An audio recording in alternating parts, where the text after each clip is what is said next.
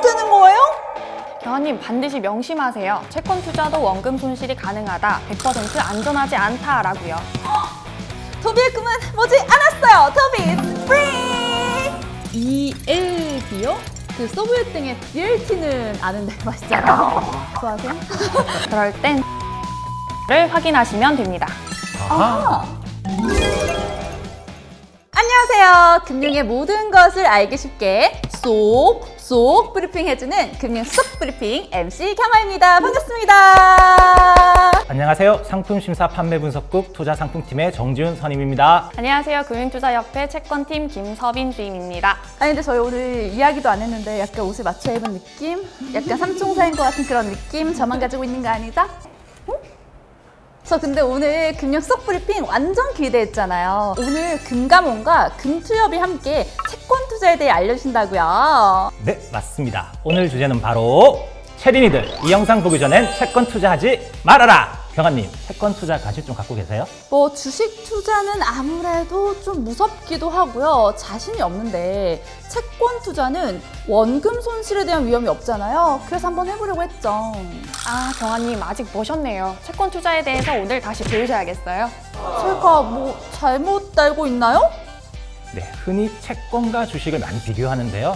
경아님처럼 주식에 비해 채권 투자는 안전하니까 채권은 원금 손실이 없다 라고 생각하시는 분들이 많더라고요. 저는 당연히 그런 줄 알았죠. 경환님 반드시 명심하세요. 채권 투자도 원금 손실이 가능하다, 100% 안전하지 않다라고요. 오늘 체린이에서 체른이로 성장해 보시죠. 네, 오늘도 제대로 경청해 보도록 하겠습니다. 선생님 잘 부탁드려요. 채권을 쉽게 말하면 해당 기관에 돈을 빌려주고 이자를 받겠다는 건데요. 돈을 빌려간 기관이 만약 돈 못 줘, 배째 이러면 어떻게 되겠어요? 그러면 원금 손실이 발생할 수도 있긴 하겠는데요? 그럼 만약에 채권 투자한 기관이 파산을 하게 되면 저 빈털털이 솜씨넛 되는 거예요? 물론 그건 아니고요. 채권에는 변제 순위가 있어서 경아님이 투자한 채권이 어떤 건지 확인해 봐야 합니다. 금융기관이 파산하고 갖고 있는 자산을 정리하여 채권자들에게 나눠준다고 가정해 봅시다. 가장 먼저 세금 공과금이 현금을 가져가고요. 일반 채권을 보유하고 있는 선순위 채권자들이 남은 현금을 가져가겠죠. 여기서 신종자본증권이나 조건부 자본증권 같이 후순위 채권자들은 발행기간에 여전히 남은 재산이 있다면 변제받을 수 있겠지만 정말 극단적으로 남은 재산이 전혀 없다면 아무런 투자금을 돌려받지 못할 수도 있죠.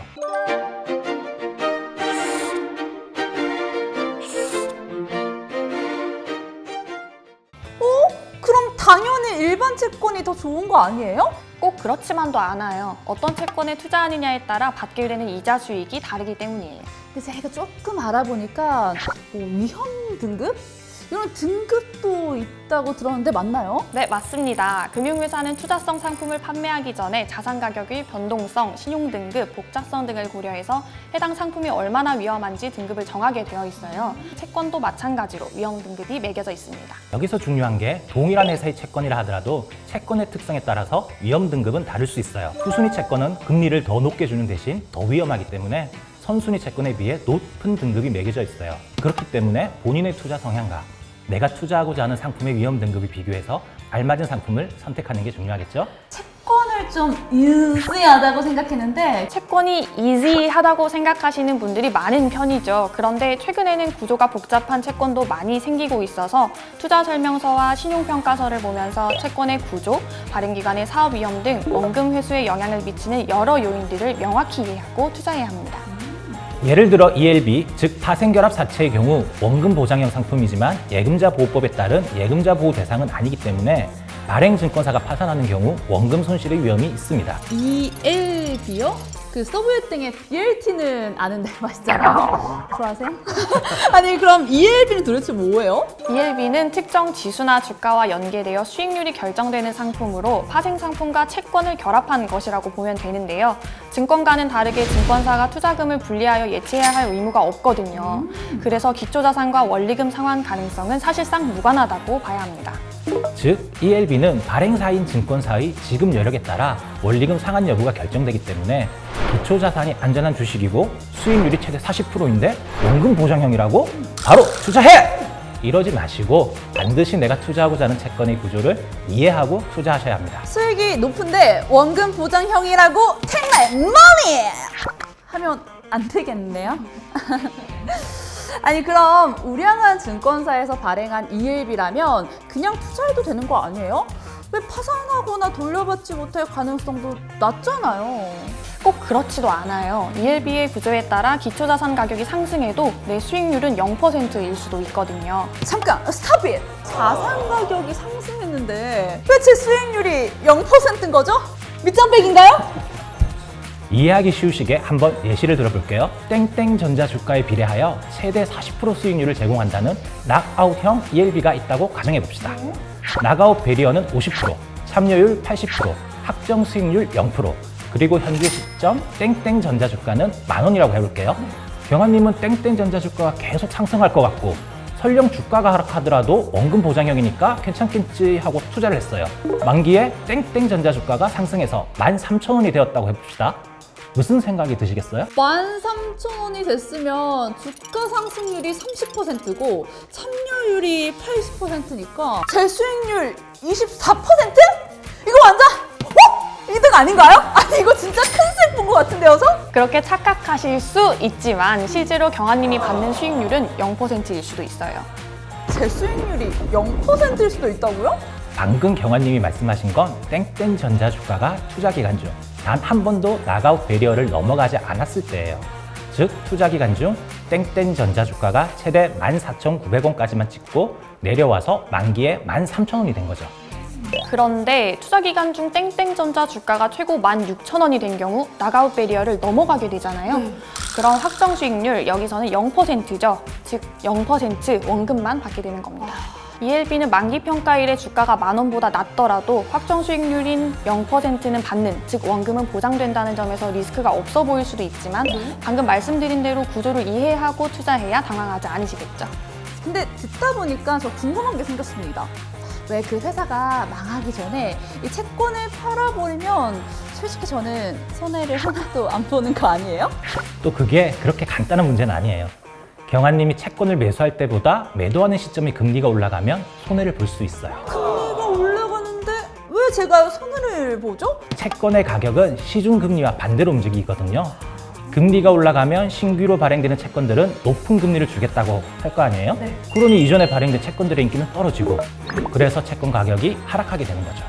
물론 거래소를 통해 거래하는 장내 채권도 있어요. 하지만 채권 시장은 장외에서 유통되는 양이 어마어마하기 때문에 시장의 특성을 이해하는 게 중요합니다. 그렇기 때문에 금융투자협회 채권정보센터를 활용하는 게 현명한 투자자가 되는 비법이랍니다. 비법까지? 아니 채권정보센터라고 하면 채권의 정보가 막 모여있는 그런 건가요? 네, 맞아요. 좀 더 정확히 설명드리자면 장외 채권의 경우 수요 공급과 시장 상황 등 다양한 요인이 고려되어 가격이 결정되거든요. 채권정보센터에서는 채권의 잔존 만기와 신용등급별 평균 수익률을 확인할 수 있거든요. 동일한 만기나 신용등급을 가진 서로 다른 채권의 가격을 비교해 본 다음 투자하는 것이 좋겠죠? 채권정보센터 이번에 꼭 들어가서 확인 제대로 해봐야겠어요. 경환님도 소문처럼 금융상식의 똑 MC가 되신 것 같은데요. 채권 투자도 잘 아시는 것 같은데 퀴즈 한번 내봐도 될까요? 들어와! 들어와! 해외 채권을 투자하는 경우 금리 말고 하나 더 염두에 두셔야 하는 게 있습니다. 뭘까요? 찬스 없나요? 없습니다. 옆 사람 찬스! 해외 채권에 투자할 때 반드시 고려해야 하는 건 바로 환율 변동인데요. 만기 시에 환율이 크게 하락해서 원화로 환산한 원리금이 내 원금보다 낮은 경우 원금 손실이 발생할 수 있는 거죠. 솔직히 저 환율은 해외여행 갈 때만 신경 쓰긴 했었거든요. 앞으로는 해외 채권에도 신경을 좀 써야겠네요. 오늘도 폭풍같이 배운 정보들과 유용한 꿀팁들 벌써 끝나다니 진짜 은근 아쉬운데요. 자, 끝나기 전에 오늘의 이벤트를 한번 소개해드릴까요? ELB의 경우 이해하게 되면 간단한데 그냥 들었을 땐 이게 뭔 말이야? 이럴 수 있거든요. 그래서 시청자분들이 이해를 돕기 위한 퀴즈 이벤트를 준비했으니 많은 참여 부탁드려요. 쏙하고 알려주는 금융 쏙 브리핑 다음 화도 많이 기대해 주시고요. 좋아요와 구독, 알림 설정도 잊지 마시고요. 금융 속 브리핑 다음 편도 함께해요. 안녕. 이거는 혹시 진짜 파인가요? 네, 진짜 파이가 맞는 것 같아요. 저희 먹어도 돼요? 된대요. 이 파이를 채권이라고 하면 반제 순위에 따라 이렇게 파일을 가져가는 거죠? 경아님이 가장 먼저 가져가셨으니 세금과 공과금이라고 할 수 있고요. 제가 두 번째로 가져갔으니까 선순위 채권자라고 할 수 있습니다. 제가 그럼 마지막 후순위 채권자가 되겠네요. 뭐 파일 하나로도 저희 교과서 쓰겠는데요? 아니 근데 만약에 저랑 주인님이 너무 많이 먹으면 우리 사장님께서는 파일을 못 드시는 것처럼 순위 채권자는 아무런 투자금을 돌려받지 못할 수도 있다는 거군요. 기억력이 아주 뛰어나신데요. 바로 그겁니다. 그럼 저희 먹을까요? 짠! 맛있다.